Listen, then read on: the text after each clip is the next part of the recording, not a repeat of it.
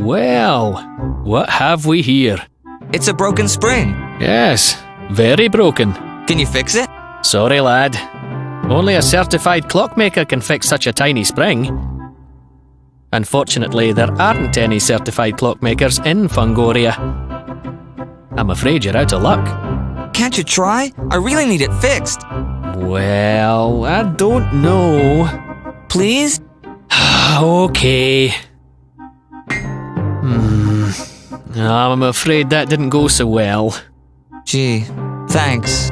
I'm sorry, lad, but I just don't have the proper tools. You might be able to find an old clock with a spring like that. Just don't go taking apart anyone's clocks without asking. Yeah, thanks for trying, Vandersteen. Take care, lad.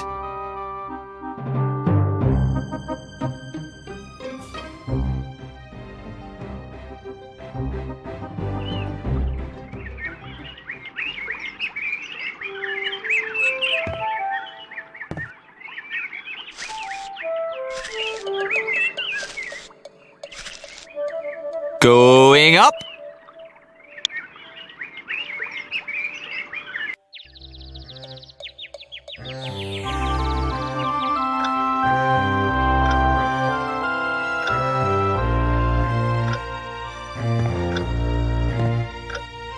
It's my grandfather's grandfather clock.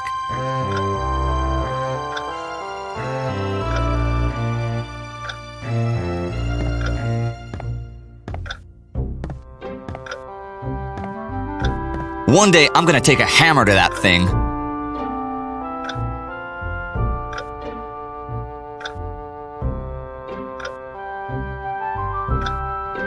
I don't need that.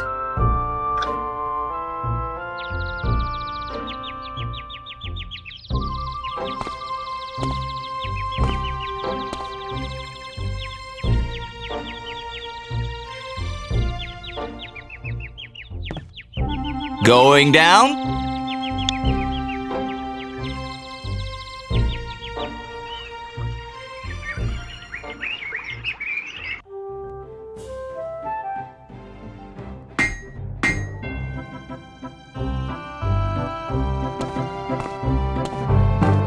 Hi, Vandersteen.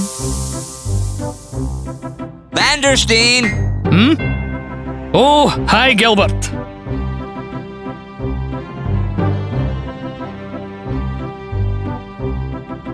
Sure is a nice hammer. Thanks.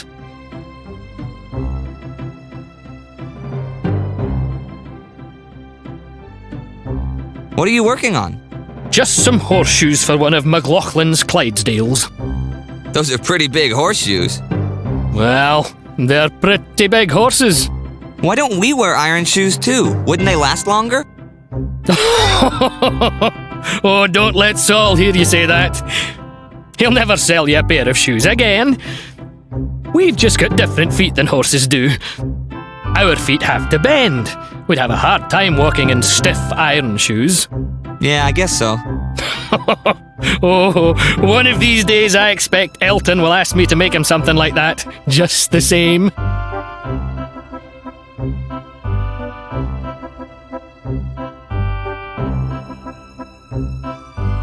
I bet a hammer like that would sure be nice to have. Yes, it is a fine tool. You don't suppose I could have that hammer? No, I don't suppose you could. Can I have the hammer, please? Sorry. Let me have the hammer. No. Come on, let me have the hammer, please. Men don't take kindly to whining, or to whiners, lad. But I could really use that hammer. Ah, but I really need it. You can't let me have that hammer for even just a little while? No, sorry. You're absolutely sure I can't have that hammer? Yes, I'm sure. Are you you sure you don't want to give me that hammer? Forget it, lad. You're not getting my hammer.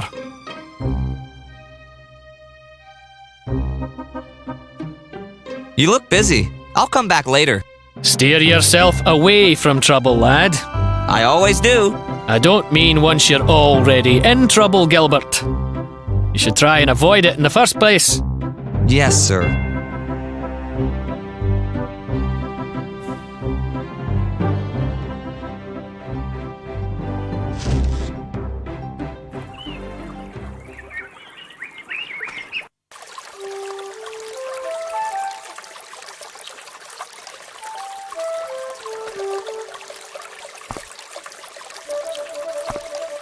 They're filled with tea from the Phungoria Tea Company. Cinnamon grapefruit licorice zinger. Yuck.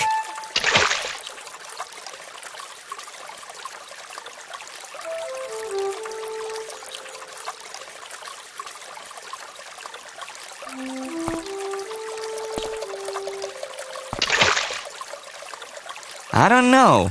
This isn't exactly a place for a normal person to live. It could be dangerous. Ah, what the heck.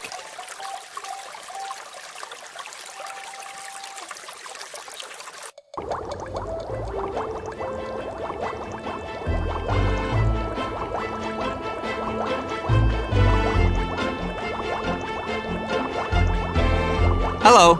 Well now, young man, and who might you be?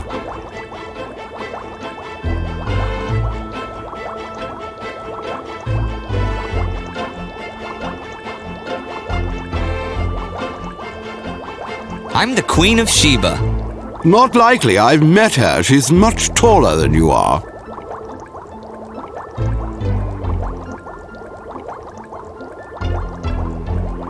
I'm an angel. Yes, but aren't we all jolly nice sometimes? I'm a teetotaler, and I'm here to count your tea bags. Rubbish.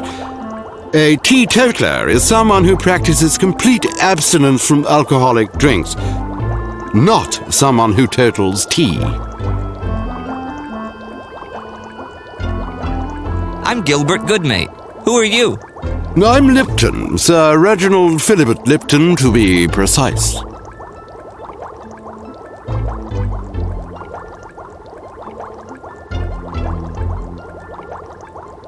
So, would you fancy a spot of tea? No thanks.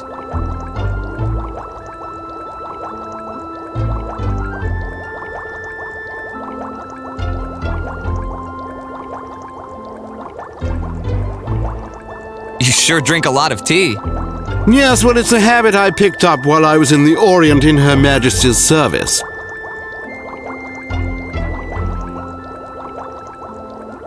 What do you do for a living?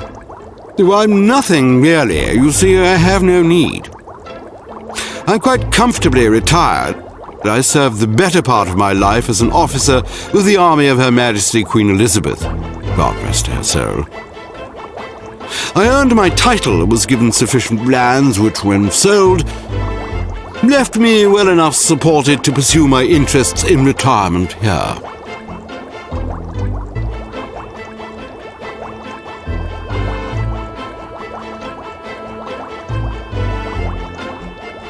Have you been in any great battles? As an officer of the Crown, I took part in countless battles, and indeed, there were many that would, from a historian's perspective, be called great. Though neither I nor the other men who fought in them would share quite the same sentiment. I bet it's fun to kick butt on the battlefield. I admit there is a certain amount of pleasure to be had in victory.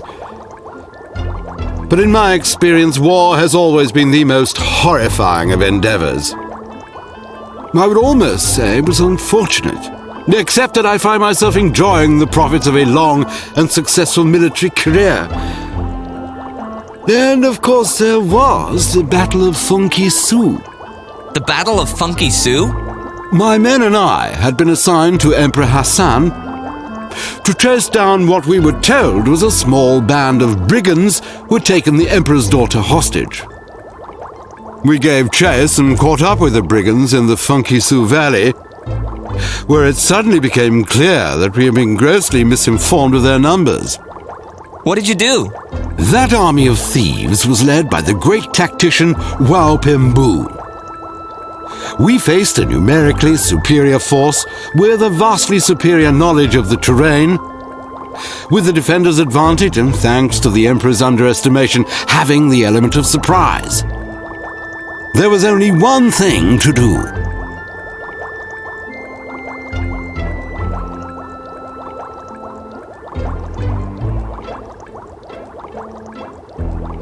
You divided and conquered?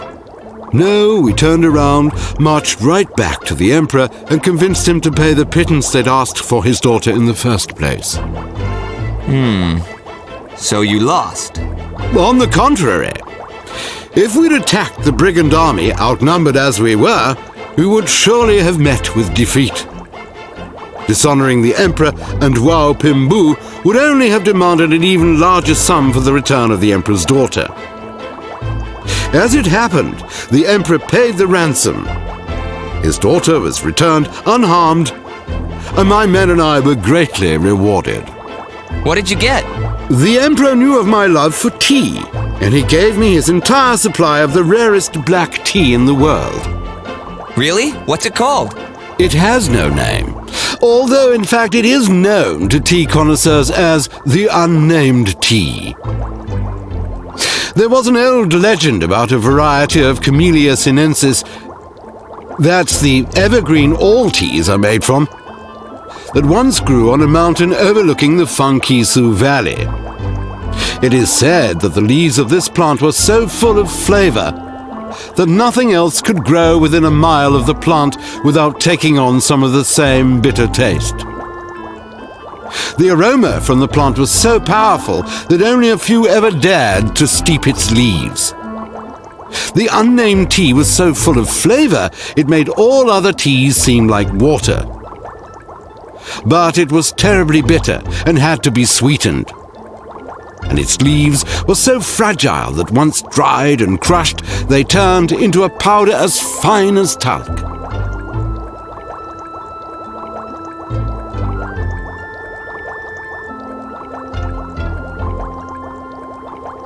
Why wasn't the unnamed tea ever named? I suppose it might have had a name once, but no one knows what it was. The plant that produced the unnamed tea disappeared from the mountain near the Phungoria Valley long, long ago. Which is why it was incredible that Emperor Hassan had some of the unnamed tea in his possession. Apparently, it had just been discovered in his treasure vaults, where it must have sat forgotten for hundreds of years.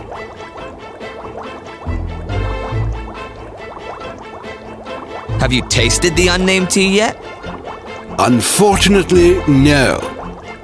It is indeed as fine a powder as the legends say, and I've never found a filter fine enough to make it. I'd need something to sweeten it with as well. I don't normally sweeten my tea, but for the unnamed tea, I'd have to make an exception.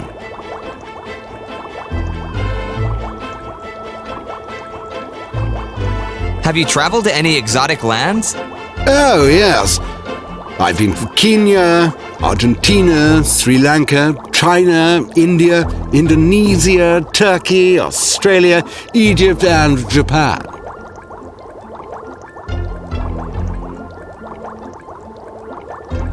Do you still like to travel?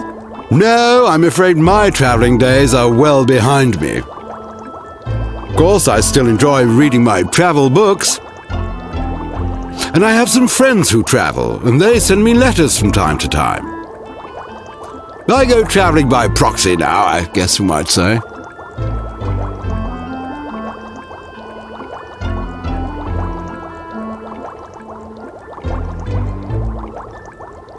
What's so interesting about tea? I must say, tea is the most interesting thing there is. In addition to being the perfect beverage, it has countless other uses. For instance, it's a wonderful astringent. If you suffer from smelly feet, just soak them in a bowl of warm tea, once or several times a day for a few days. Then soak them for about 15 or 20 minutes once a week, and they'll smell wonderful.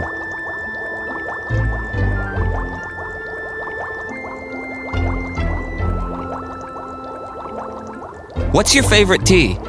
Oh, dear me, there are so many that I like. I don't think I possibly could choose. I've always enjoyed green tea, and I doubt I would ever get to bed at night without my chamomile. Mint tea always makes me feel good, and dung thistle always has a unique, refreshing taste. However, I suppose I'd have to say my favorite blend is Earl Grey.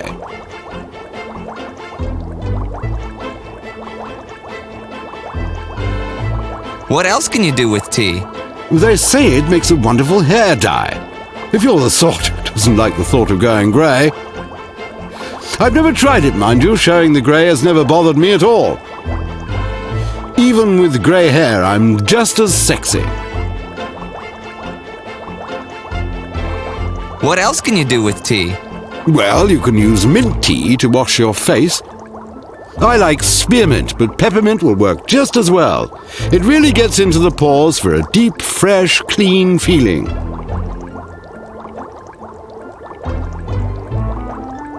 What else can you do with tea? Chamomile can help you relax, and it's just the thing to help you fall asleep after a long day drinking tea. It also helps take the edge off your moodiness if you're not blessed with a permanently cheery disposition like mine. What else can you do with tea? I always find that mint tea helps with digestion.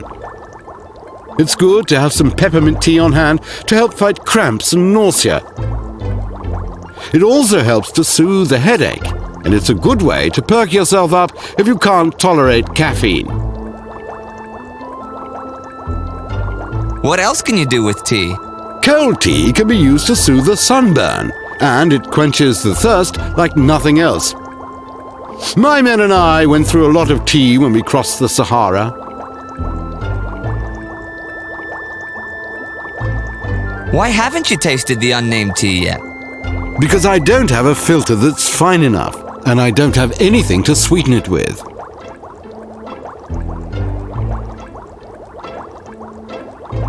Well, Lipton, I have to go. Right, well, tally-ho, and always remember, you're unique, son, just like everyone else.